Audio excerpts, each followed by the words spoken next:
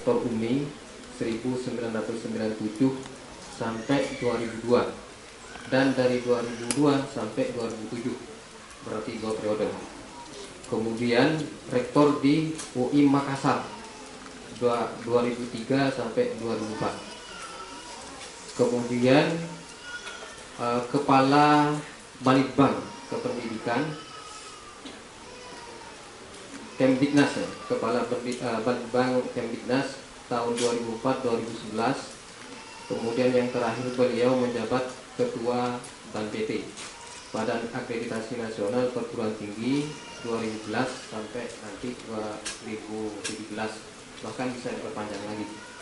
Kepada beliau Pak Profesor Dr. Haji Mansur Ramli, dipersilakan.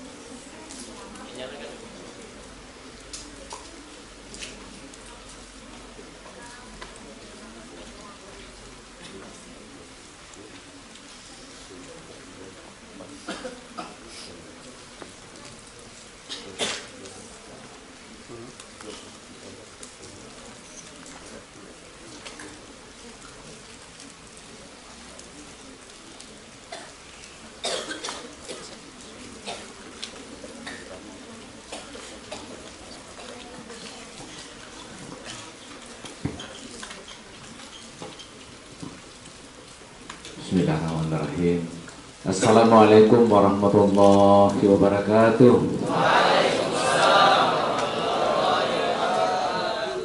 Alhamdulillah. Ya sahbihi ajma'in, amma ba'd. Yang saya hormati pimpinan yayasan, Ketua Sekolah Tinggi Ilmu Syariah Hidayatullah Balikpapan, para ustaz, ustazah, dan para mahasiswa yang semuanya insya Allah dimuliakan oleh Allah Subhanahu wa Ta'ala. Pertama-tama, sekali lagi saya mengajak kita bersyukur kepada Allah atas nikmat dan karunia. Bahkan kesempatan pada hari ini terutama saya bisa bersilaturahim di STIS Hidayatullah ini, dan mohon maaf saya agak terlambat tadi karena ternyata acara konferensi di hotel di Balikpapan itu sampai stay malam, jam 1 malam belum selesai, jadi disambung lagi tadi pagi ya, sampai alhamdulillah bisa rampung juga untuk menjawab beberapa masalah-masalah yang dihadapi oleh berbagai perguruan tinggi, terutama perguruan tinggi swasta, bukan hanya berkaitan dengan akreditasi tapi juga berkaitan beberapa masalah-masalah yang lain. Dan saya terima kasih pimpinan STIS ya atas kesempatan kepada saya untuk saya diberi judul ini peran. Tadi habis salat malam ya, alhamdulillah sempat bikin-bikin ini. Saya pikir kalau tidak ada yang tayangkan saya agak sulit juga untuk ngomong. Ternyata dikasih judul peran strategis perguruan tinggi dalam membangun peradaban Islam. Saya di awal ini ingin menggambarkan satu paradigma seperti ini. Jadi kalau kita mau membangun suatu peradaban, apalagi peradaban Islam, walaupun ini kalau teori-teori banyak sekali yang bisa berbeda kita ya, bahkan teori Huntington yang lalu kan menimbulkan polemik dengan class civilization gitu ya. Jadi benturan peradaban. Katanya peradaban Islam nanti akan berbenturan dengan peradaban Barat ya. Padahal Islam kan sebenarnya tidak suka berbenturan. Tapi Islam itu atau mukmin itu kan nahal, ya, bagaikan lebah gitu. Lebah itu semuanya baik, menghasilkan baik, dia juga menghirup yang baik-baik, dia bertengkar juga yang baik-baik. Tapi ada satu sifat lebah itu, kalau dia diganggu, maka dia akan memburu yang mengganggu itu dan menusuk, walaupun dia tahu bahwa setelah saya tusuk saya akan mati. Jadi katanya saya tidak tahu benar apa tidak ini. Lebah itu kan begitu, habis menusuk katanya nggak lama mati itu ya. Jadi saya pikir nggak ada itu sebenarnya class civilization.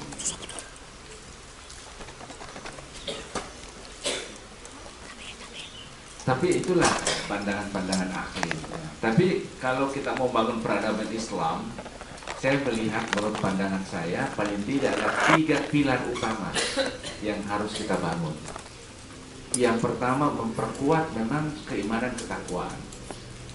Ya, dalam Al-Quran kan jelas gitu, dorongan untuk memperkuat keimanan ketakwaan kita. Dan saya salut sekali pada pendidikan seperti ini, istis ini, yang boarding, yang bukan hanya belajar bidang ilmu tertentu, tetapi juga memperdalam. Jadi beriringan dengan waktu dan pengalaman kita, semakin kita arungi kehidupan ini, semakin dalam keimanan kita. Wa iza tuliyat alaihim ayatuhu zadathum iman. Ini paling penting, karena inilah merupakan hulu dari keberhasilan apapun yang kita mau capai. Yang kedua adalah iptek, jadi penguasaan ilmu pengetahuan dan teknologi. Belajar syariah itu bagian daripada belajar ilmu pengetahuan.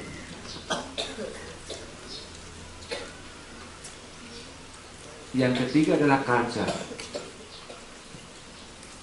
Culture itu sebenarnya bahagian daripada akhlakul mahmudah.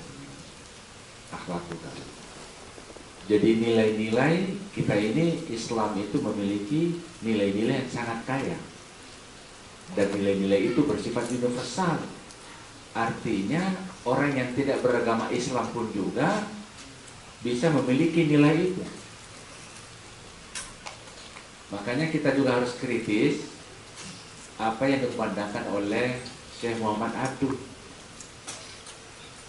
bahwa ketika saya ke barat saya menemukan Islam, dan ketika kembali ke timur saya menemukan Muslim.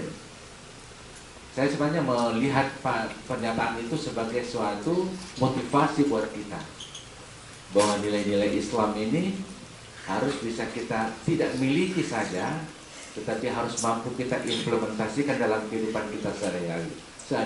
Ya.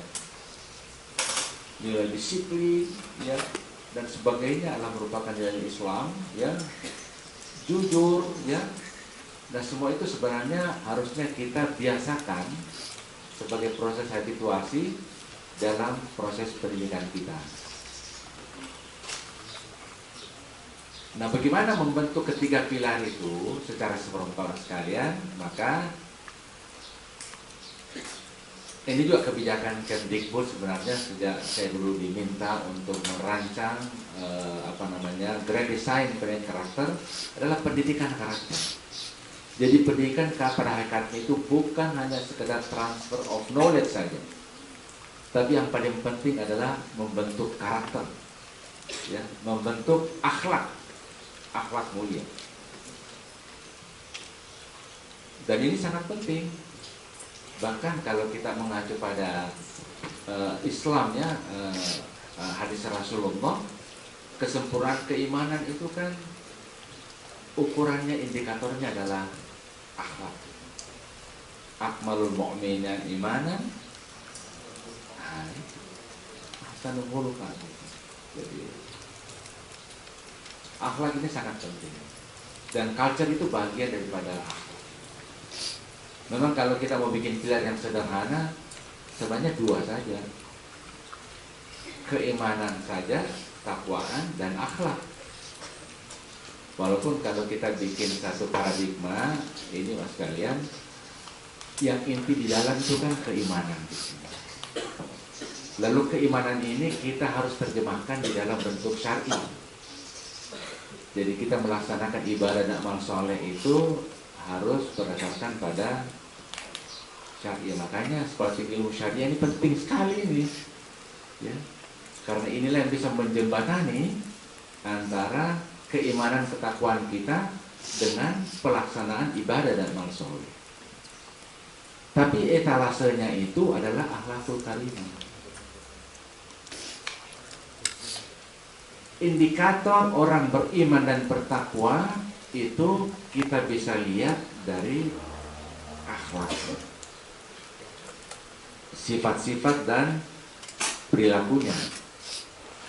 Yang dalam bahasa ilmiahnya itulah sebenarnya adalah culture. Ada budaya. Sebenarnya budaya culture tidak persis sama. Nah, di sini pentingnya pendidikan. Jadi pendidikan kita itu intinya adalah pendidikan karakter, untuk membentuk karakter, untuk membentuk manusia yang Islam. Nah, di sini salah satu peran utama adalah perguruan tinggi, ya. Karena perguruan tinggilah yang akhir daripada proses pembelajaran formal kita, ya. Walaupun sebenarnya belajar itu tidak ada hentinya, tidak ada ujungnya. Kita belajar terus sepanjang hayat, minal mahdi ilal lahdi. Tapi pendidikan formal itu muaranya ada pada pendidikan tinggi, sudah mentok pendidikan tinggi. Nah, karena itu pendidikan tinggi harus betul-betul bisa menjamin bahwa pendidikan kepada peserta didik ini bisa menjamin pembentukan manusia-manusia yang beriman bertakwa, menguasai ilmu pengetahuan teknologi, dan memiliki culture, ya, budaya, kebiasaan-kebiasaan yang baik. Nah, makanya pemimpin bangsa kita sejak Bung Karno, ya, itu dulu mengingatkan kepada kita supaya anak bangsa Indonesia ini jangan sekali-kali menjadi bangsa kuli atau kuli dari bangsa-bangsa, tapi harus menjadi bangsa yang sejahtera, bangsa yang berkeadilan, bangsa mandiri, bangsa yang maju. Bangsa yang tidak percaya kepada kekuatan dirinya sebagai suatu bangsa itu tidak dapat berdiri sebagai suatu bangsa yang merdeka. Makanya kita harus bisa membentuk bangsa yang berperadaban.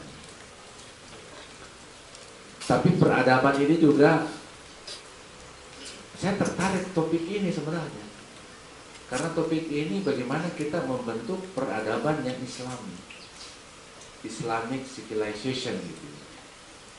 Peradaban Islam, karena kita sangat yakin bahwa Islam itu adalah nilai-nilai, memiliki nilai-nilai yang universal. Seperti misalnya begini, apakah bank syariah itu, saya tadi ngomong-ngomong di jalan ini Pak, ini saya bilang ini barangkali perlu berkembang juga. Dari 2004 sampai sekarang sudah 10 tahun mengembangkan prodi ahwal sosial, ya. Mungkin sudah perlu dipikirkan, sudah mulai memperluas interaksi kita kepada masyarakat sebagai bagian daripada membangun peradaban Islam. Misalnya membuka program studi ekonomi syariah, karena basisnya memang ini adalah syariah, bukan ekonomi syariah. Dan saya sangat tertegun ketika saya diundang ke Bangkok, itu melatih, diundang ke Bangkok, melatih katanya untuk 10.000 ahli-ahli perbankan syariah. Jadi sebelum saya ngomong, saya tanya dulu. Di antara waktu itu ada kira-kira sekitar 500-an peserta dari 10.000 yang mau dilatih. Siapa di antara kalian yang tidak beragama Islam? Ya, maksud saya itu yang ikut ini pada umumnya muslimah. Karena ini kan mau melatih ekonomi syariah. Ternyata semua angkat tangan. Semua angkat tangan. Jadi saya balik bertanya, siapa yang beragama muslimah? Tidak ada satu pun yang berangkat tangan. Jadi mereka non-muslim yang mau dilatih menjadi ahli perbankan syariah. Lalu saya katakan begini, nanti 10.000 ini mau dibawa kemana ini? Di Bangkok tidak ada perbankan syariah. Jawabannya apa? Prof, ini memang bukan untuk di Bangkok, bukan untuk di Thailand. 10.000 ini akan kita kirim ke Indonesia dan ke Malaysia. Jadi luar biasa. Menghadapi masyarakat ekonomi ASEAN, dia sudah mempersiapkan jauh sebelumnya untuk masuk ke. Lalu saya katakan hati-hati. Nanti kalau Anda ke Indonesia, masuk di perbankan syariah, Anda diwajibkan pakai hijab, pakai jilbab, pakai hijab. Jawabannya apa? Apa susahnya? Apa susahnya? Saya pikir logika saya benar juga ini. Gawat ini. Saya harus kembali ke Indonesia mengingatkan supaya anak bangsa Indonesia hati-hati. Ya, nanti kesempatan-kesempatan di perbankan syariah nanti akan direbut oleh orang-orang yang non-muslim, orang-orang dari Bangkok, dari Thailand, dari Vietnam dan sebagainya. Kita sendiri yang muslimah ini tidak mempersiapkan diri untuk mengantisipasi. Makanya buka ekonomi syariah, perbankan syariah, ya, di bawah STIS, ya. Nanti insya Allah ada apa-apanya nanti silakan, ya, kita bersama-sama lah. Apa yang saya bisa bantu, saya akan bantu untuk mewujudkan itu. Ya. Jangan orang Thailand nanti datang ke Balikpapan ini jadi direktur perbankan syariah di sini. Itu kalau terjadi seperti itu saya khawatir nanti kita ini rupanya pertanyaan malaikat di kuburan nanti. Mana kayak kau kerjakan ini? Kau ini membiarkan orang seperti itu mengambil lahan Anda. Ya. Nah, alhamdulillah memang visi bangsa kita ini memang seperti tuangkan dalam TAP MPR. Alhamdulillah semua itu nilai-nilai ciri-ciri untuk masyarakat yang peradaban Islam, masyarakat yang religius, masyarakat yang manusiawi, yang bersatu. Ini persatuan juga ini mas kalian. Saya kemarin diwawancara, saya menghadiri satu pertemuan di Teheran, namanya International Conference on Islamic Unity. Saya mewakili Majelis Ulama. Lalu saya diwawancarai oleh satu televisi. Isinya begini. Kenapa sekarang dunia Islam ini kok berseteru saja sama umat Islam? Saya bilang ini karena ruh jamaah itu menjadi hilang, ruh kebersatuan menjadi hilang. Al-Quran jelas mengajarkan kita wa'tasimu bihablillah jami'an wa la tafarraqu. Jelas kan? Di mana ini? Di Palestina. Ya. Saya tahun berapa ke sana juga diundang. Saya sampaikan, coba bersatulah. Hamas, Fatah ini coba bersatu. Ya. Makanya waktu konflik dulu di Ambon, itu saya datang. Karena juga ada apa? Saya bilang kuncinya ini umat Islam bersatu. Kalau kita bersatu, insya Allah menjadi kekuatan yang sangat luar biasa. Tetapi memang provokasi dari berbagai kalangan memang untuk memecah-mecah kita. Karena kekhawatiran dunia global memang adalah kebersatuan umat Islam. Kalau umat Islam bersatu itu sangat berbahaya bagi dunia barat.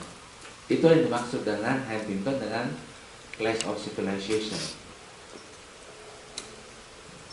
Tapi apakah kita membiarkan diri kita ini diprovokasi, diobrak-abrik oleh kepentingan-kepentingan orang lain, ya, dengan kita tidak bersatu?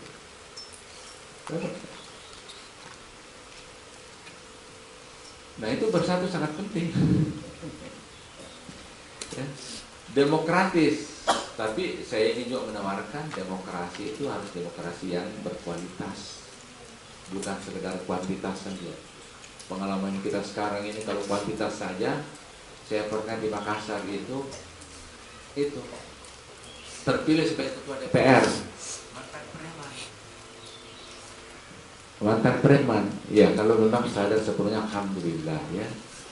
Ketika saya tanya gimana setelah jadi anggota DPR, barangkali sudah sholatnya sudah bagus, apa segala macam, apa jawabannya? Dibilang, itulah selama saya ketua DPRD katanya ini belum sempat sholat.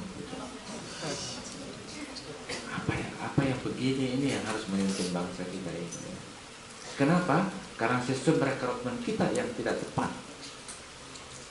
Nah, orang yang premanisme itu, yang punya masa banyak, dia terpilih sebagai anggota DPR atau apapun juga, ya. Nah, bahayanya. Jadi demokratis yang berkualitas, adil, sejahtera, maju, dan sebagainya. Itulah ciri-ciri juga sebagai satu masyarakat yang berperadaban Islam. Kita juga dalam dunia pendidikan, Undang-Undang Sisdiknas, Undang-Undang terakhir tentang Undang-Undang itu semua intinya bertujuan untuk membentuk manusia-manusia yang sangat sesuai dengan nilai-nilai Islam. Masuk Indonesia ada rekayasa budaya Korea yang sekarang luar biasa, ya, ingin masuk ke Indonesia ini. Kenapa kita tidak mampu untuk menghalau? Kenapa kita biarkan itu masuk di televisi kita, dibayar mahal lagi, ya, dielu-elukan. Anak muda kita itu kalau ketemu dengan itu menangis, dia itu tapi kalau ulama lewat, ini kan luar biasa, harus kita ubah ini. Masih kita mau biarkan bangsa kita mau seperti itu? Saya sedihnya kalau nonton televisi, garis-garis, kalau ketemu penyanyi-penyanyi, kayaknya seperti ketemu dengan Nabi apa segala macam. Kalau ustaz lewat, kiai lewat, ulama lewat, ya mau cium tangan saja katakan, ini macam-macam. Ini semuanya harus kita prihatin, ya. Jangan kita membiarkan seperti itu. Saya dulu waktu masih di Kemdiknas itu pernah saya mengisi pasal di dalam peraturan di program pemerintah itu. Jika ada tayangan televisi yang sungguh-sungguh bisa dibuktikan mempengaruhi perkembangan anak didik kita, maka bisa di stop. Tapi kemudian tidak boleh, karena ini peraturan yang saya buat adalah peraturan rejim pendidikan. Sedangkan ini televisi apa ini rejim informasi dan segala macam, tidak bisa campur aduk katanya. Saya bilang di sini adalah nama kita, bangsa kita. Bahaya sekali, dan ini real time, ya, real time. Orang masuk di YouTube itu apa seperti luar biasa. Inilah yang membentuk sikap perilaku masyarakat kita, terutama anak kita. Ini kalau kita tidak mampu mendampingi, ya, bahaya sekali. Ini anakku sekalian ini yang diskusi ini, yang masih dalam proses pembentukan diri, seperti kalian ini sangat berbahaya, sangat berbahaya. Dalam proses pembentukan diracuni, diprovokasi dengan hal seperti itu, mudah goyah juga, ya. Hati-hati, nanti jangan sampai alumni SPIS Hidayatullah, ya, tapi ditemukan di Singapura atau di mana dan segala macam, ya, tidak sesuai dengan nilai-nilai Hidayatullah, karena mungkin godakan dan segala macam. Saya ada teman saya dulu waktu SMA, luar biasa. Saya sama-sama dulu membina masjid waktu di saya ketemu di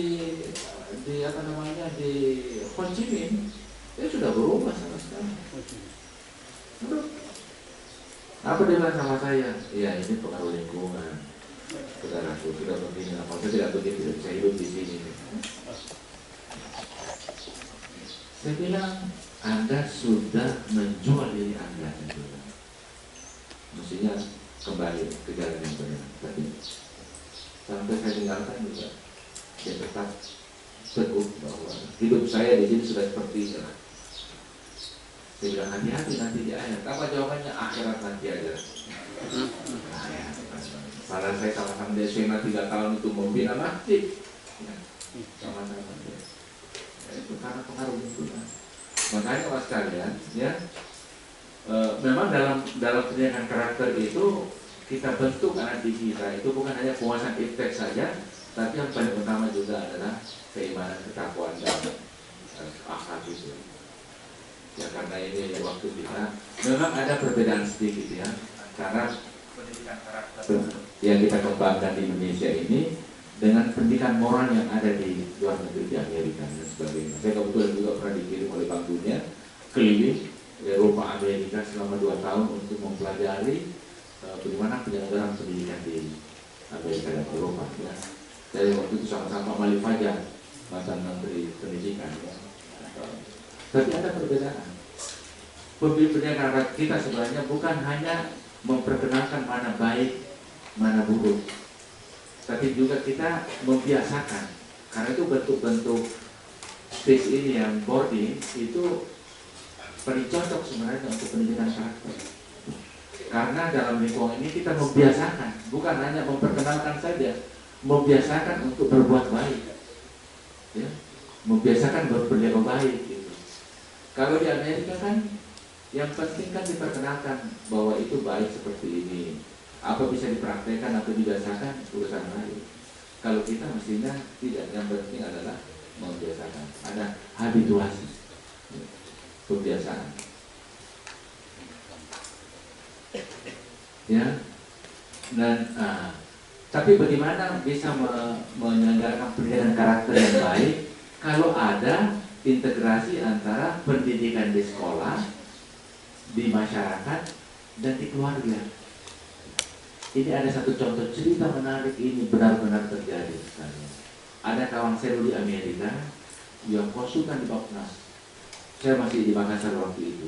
Karena begitu sibuknya, saya ke rumahnya. Anaknya kelas 6 SD itu protes ke saya.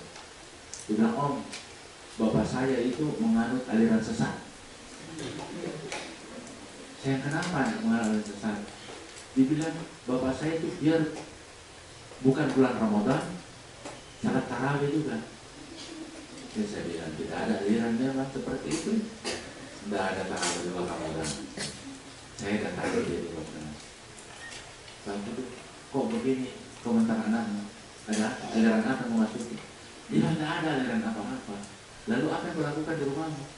Dia bilang, maklum lah, saya kan sibuk ini, konsultan apa segala macam. Kita kalau di kantor kan sudah lupa mana dulu, mana asal, mana maghrib, mana ini. Saya pulang ke rumah jam 9 malam dan di rumah sarapel salat saya. Zuhur, asar, maghrib, isya.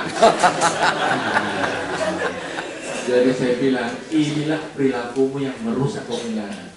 Anakmu didik di sekolah, bagaimana sholat yang baik dan segala macam, kamu mempertontonkan yang salah. Jadi pantas anakmu kalau bilang kamu masuk aliran sesat. Jadi pendidikan keluarga penting, ya, di rumah juga penting. Ya. Karena itu saya maaf saja ini, tidak apa-apa, saya tidak terlalu setuju dengan pendidikan namanya homeschool yang dikembangkan sekarang.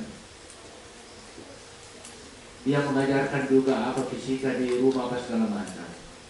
Kenapa tidak anak kita di rumah? Yang paling penting diajarkan itu adalah menanamkan akidah dan akhlak itu. Itu tidak usah terlalu itu yang paling penting. Kalau itu sudah baik, ya insya Allah. Kalau ilmu pengetahuannya itu sebenarnya, apalagi kota sekarang berubah-ubah, ya, berkembang. Ya. Jadi harus ada sinkronisasi antara pendidikan di sekolah, ini pendidikan di keluarga dan di masyarakat. Saya ada tetangga saya juga di Makassar dulu, putranya itu datang sama saya, mau berhenti sekolah.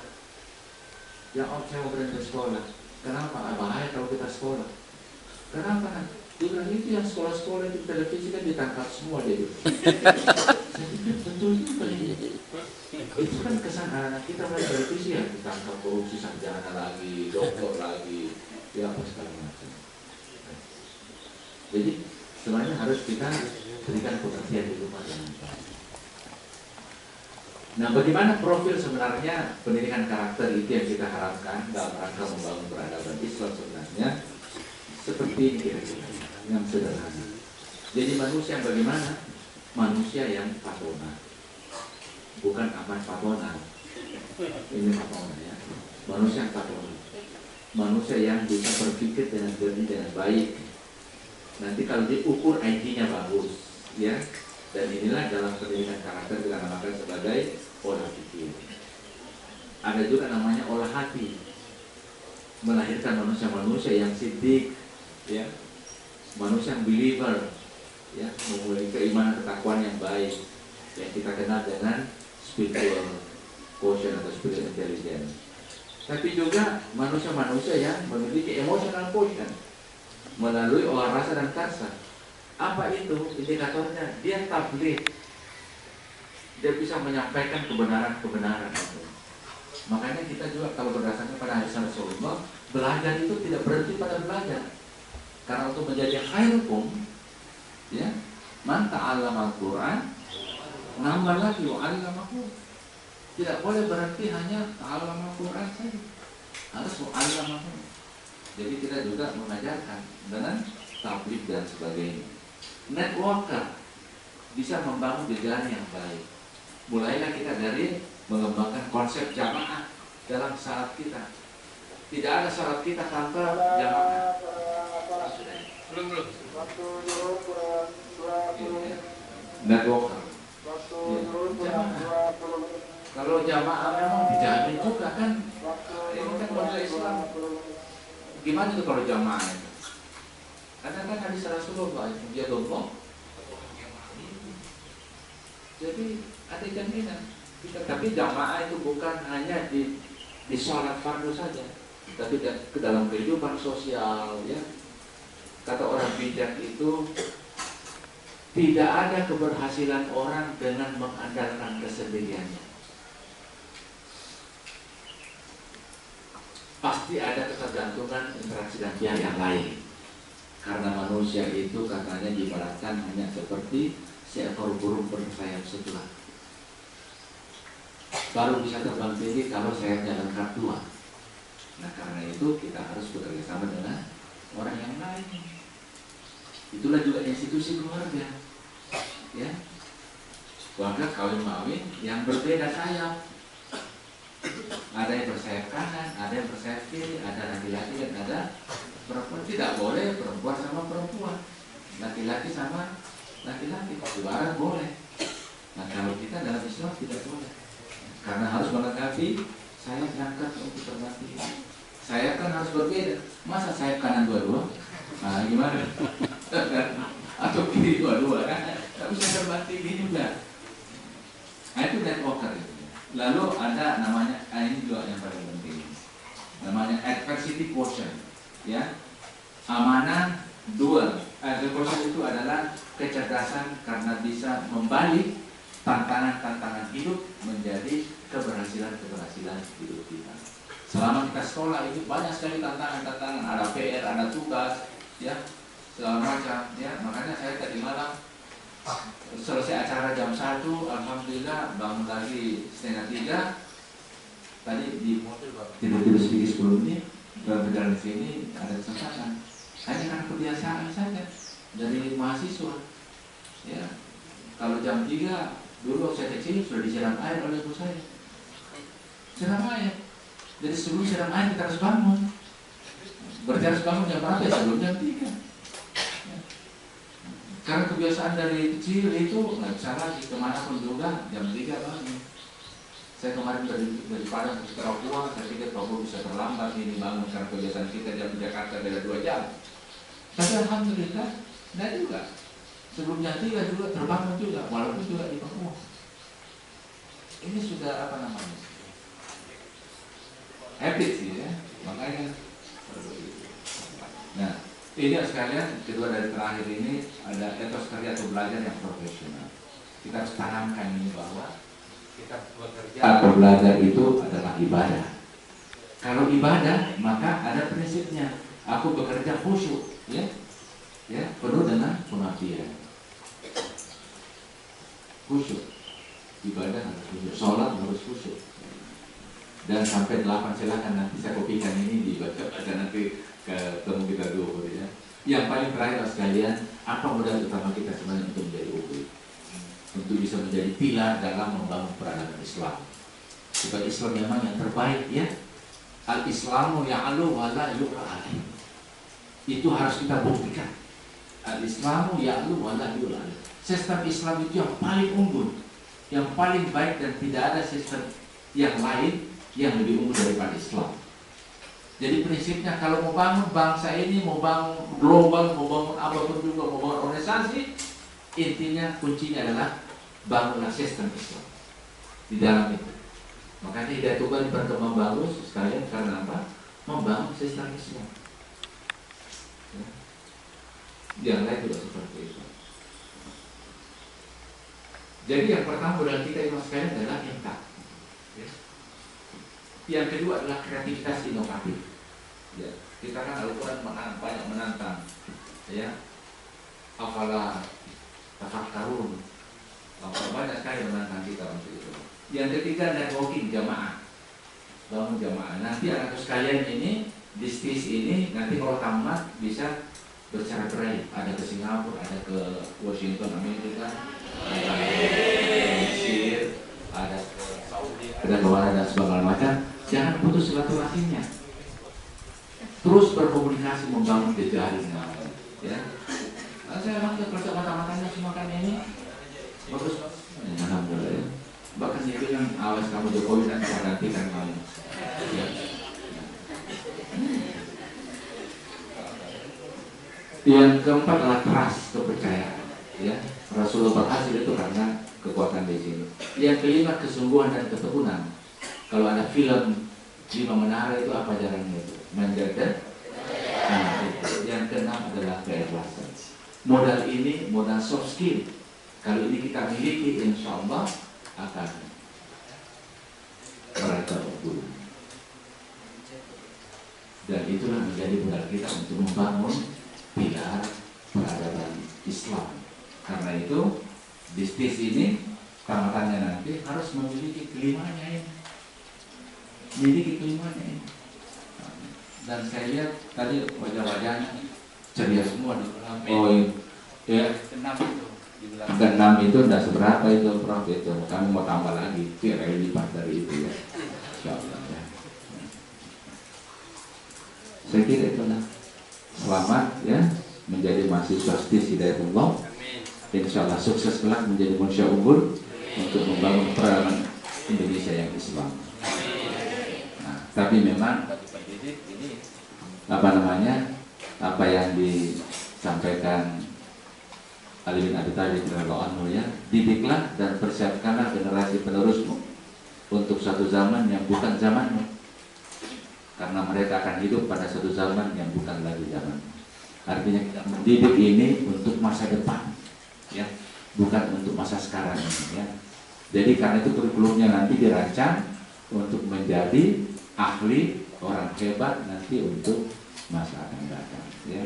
Bukan hanya di Indonesia tapi juga di seluruh.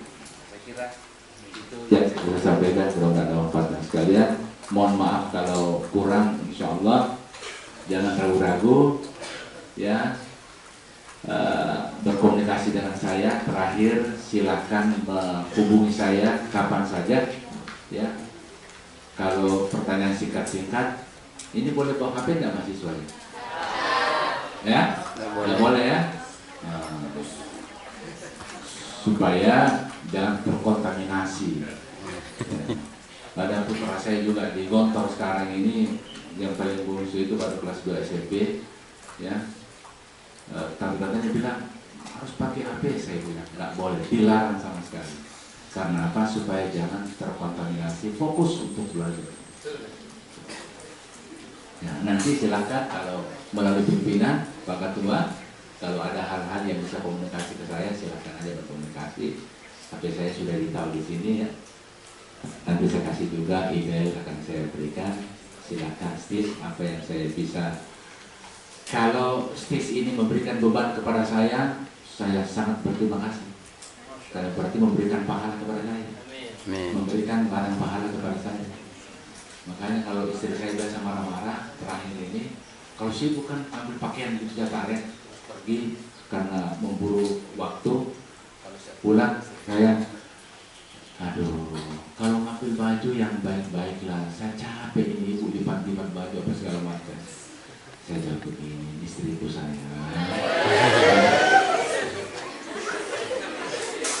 setiap engkau melipat satu baju dapat 10 pahala.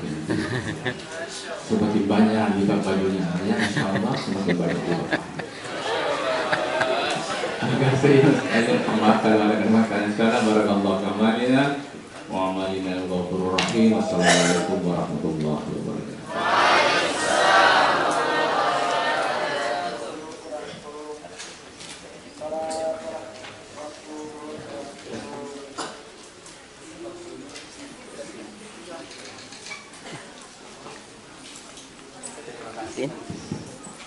Kami sampaikan terima kasih kepada Pak Prof atas paparannya terkait dengan peran strategis perguruan tinggi dalam membangun peradaban Islam, di mana kita sudah dengarkan bersama terkait dengan perguruan tinggi dan indikator dari peradaban Islam itu apa saja.